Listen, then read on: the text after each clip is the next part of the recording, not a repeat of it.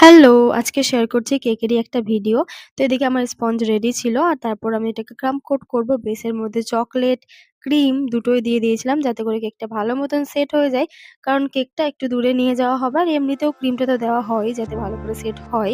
তো দেখতে পাচ্ছ এদিকে আমি কেকটার ক্রাম্ব কোটিং করছিলাম। আর কেকটার অর্ডার আমি পাই যেদিন বিকেলে, তার পরের দিন সকালেই কেকটা নিতে আসতো।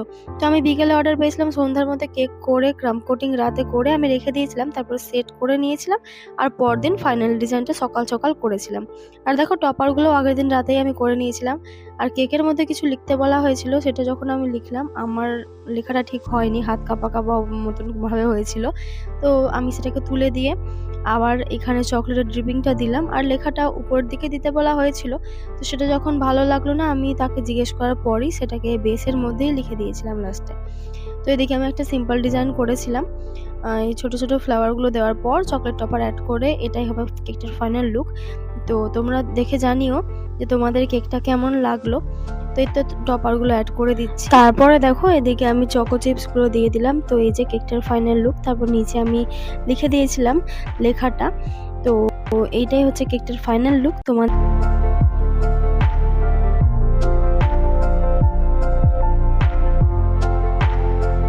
তো এটাই ছিল কেকটার ফাইনাল লুক। তোমাদের কেকটা কেমন লাগলো জানিও। আর লাস্টে আমি রিভিউ এড করে দিচ্ছি।